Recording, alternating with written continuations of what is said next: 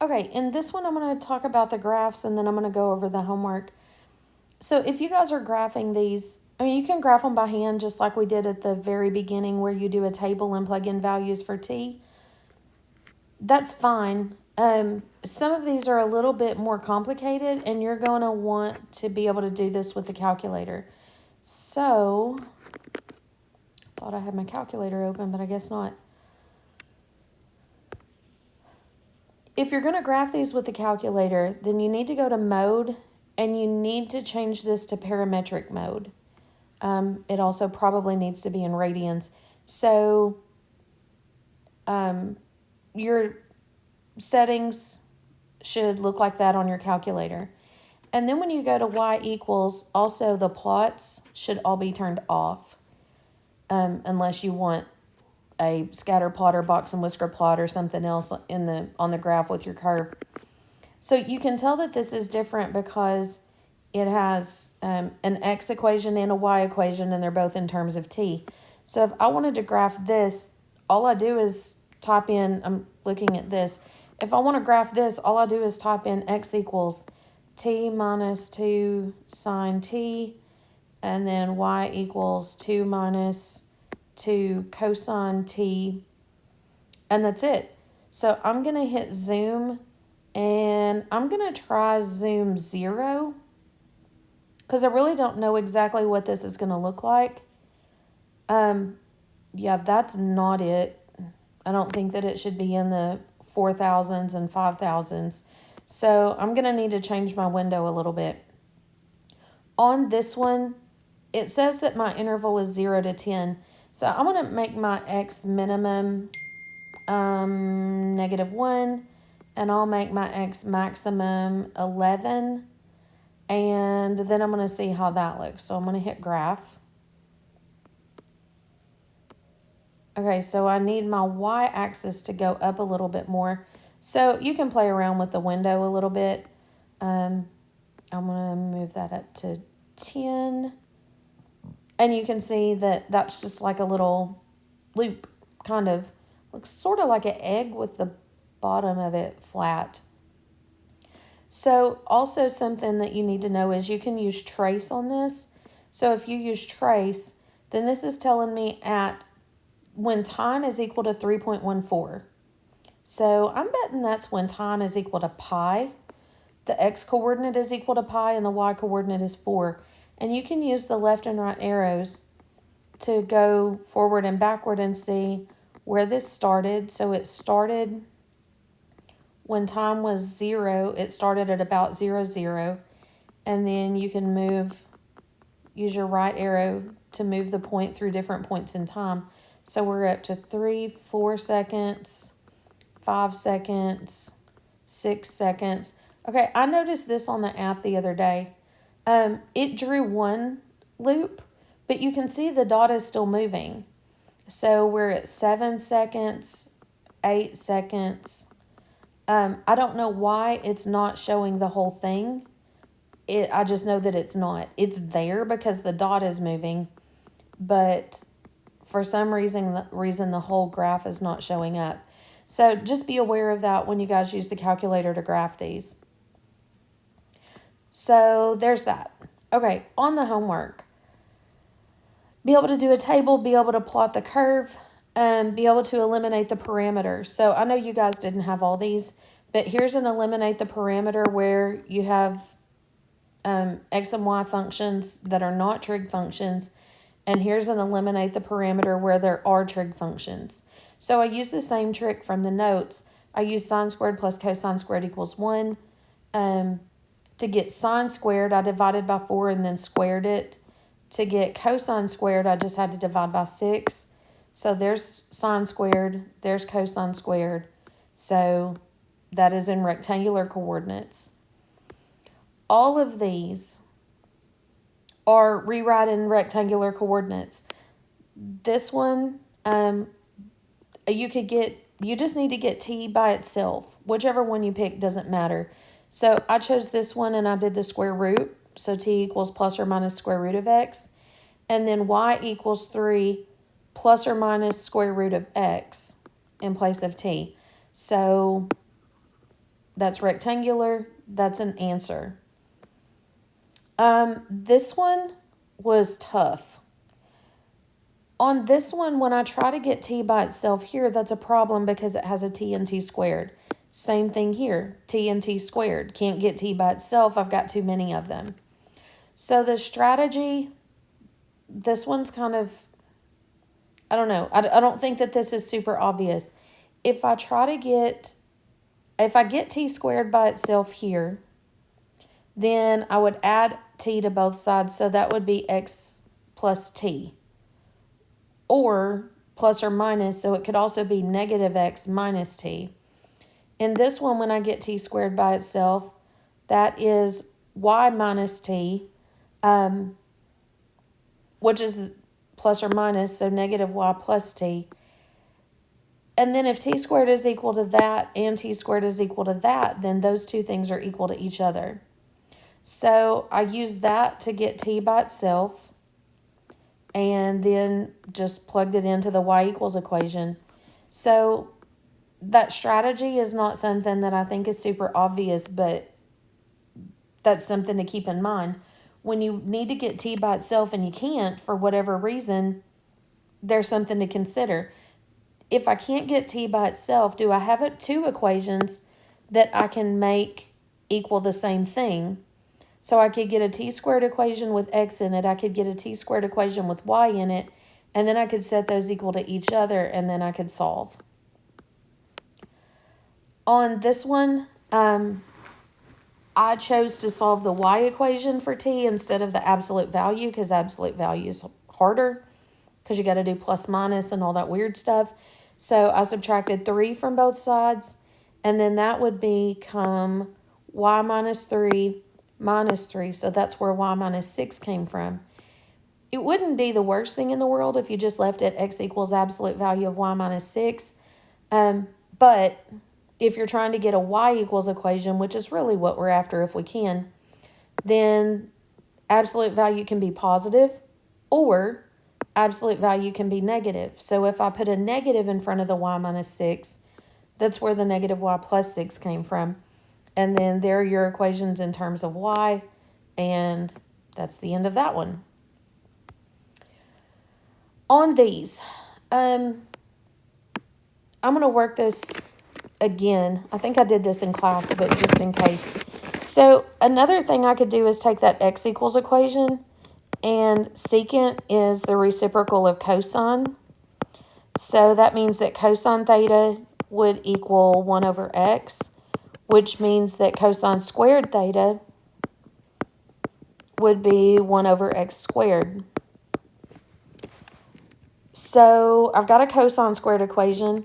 I can get a sine squared equation because this would be sine squared theta equals y squared. And so sine squared plus cosine squared equals 1. It wouldn't be terrible if you left it like this.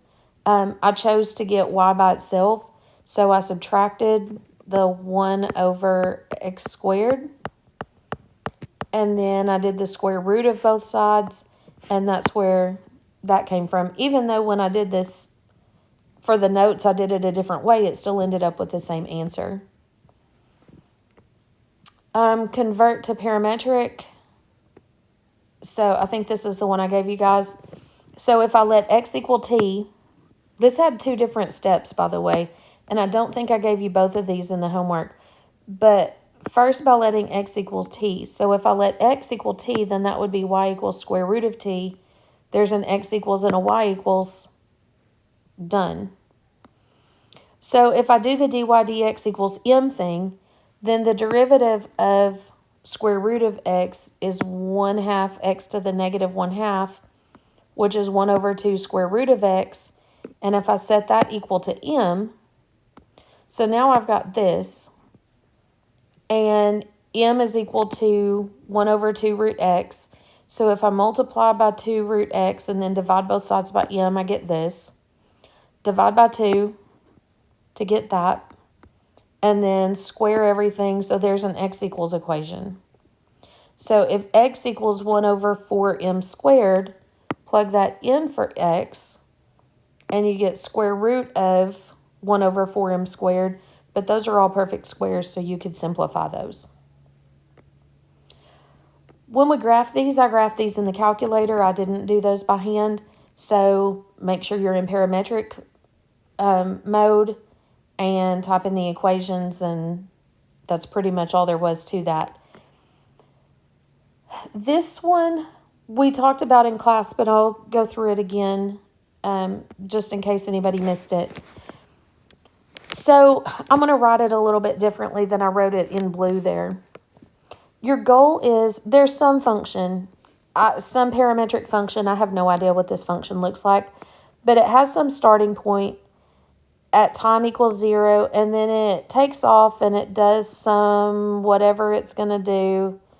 And then at some point later, it's back at that same point. So this point, it represents two different points in time. So there was some time where that had an XY coordinate. And then there's another time where it had that exact same XY coordinate. So what we're looking for here is, where are those two different times? So I'm going to call them A and B. So at the X coordinate for point A was the same as the X coordinate for point B. A and B are two different times, but they were in the same spot. So that would become A squared minus 1, and this would equal B squared minus 1. And also, at time A and time B, the Y coordinates were also the same. So that tells me that A cubed minus 5A plus 1 is equal to B cubed minus 5B plus 1. Okay, I've got two equations that have two different variables. And I can't solve for two things at once. So I need to pick one of these and get a letter by itself. I'm going to go with this one. So I'm going to add 1 to both sides. And I get A squared equals B squared. So do you want to get A by itself or B by itself? Doesn't matter. So if I choose to get A by itself, then I'm going to get A equals plus or minus square root of B squared. So that's plus or minus B. So either A is equal to B, or A is equal to negative B. Okay, think about this for a second. The whole point of this is finding two different points in time when the X and Y were the same.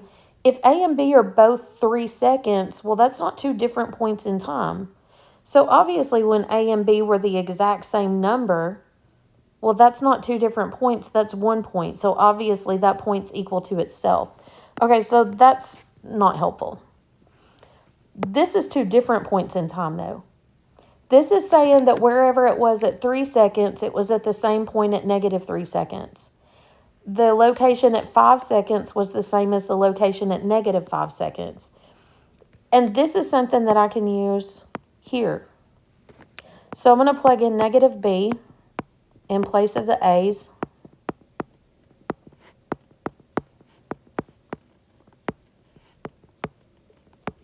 And that's going to be negative B cubed plus 5B plus 1. And B cubed minus 5B plus 1. And if I add B cubed to both sides and subtract 5B from both sides and subtract 1 from both sides, now I've got an equation that I can factor and I can solve. So either I get 2B equals 0, which means that B is 0, or I get B squared minus 5 is 0, so I get B squared equals 5, so B equals plus or minus square root of 5. Okay, if B is 0, then A is equal to negative 0. So that's saying if B is 0, then A is also 0. Okay, well, that's the same thing as a minute ago. I need two different points in time, not the same point twice.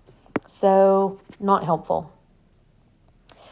If b is square root of 5, then a would equal negative square root of 5. So that's two different points. Or if b is equal to negative square root of 5, a would equal positive square root of 5. So those are two different sets of points where this function crosses over itself. But those aren't really necessarily, this is saying at square root of 5 and negative square root of 5, so that's really not two different answers.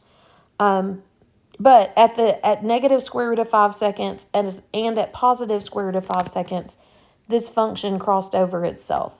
So that's what I ended up with down here. Maybe that made a little bit more sense to you guys when I worked it out kind of in a different way. And that is the end of the first section. So the main things for this are rewriting in parametric and switching between parametric and rectangular form. Yeah, that's probably the most important part. Being able to draw the graphs is good, but the calculator will do most of that for you. Being able to find the points where they intersect, that's also kind of important, but not as important as being able to rewrite between the two forms. So that's it for lesson 8.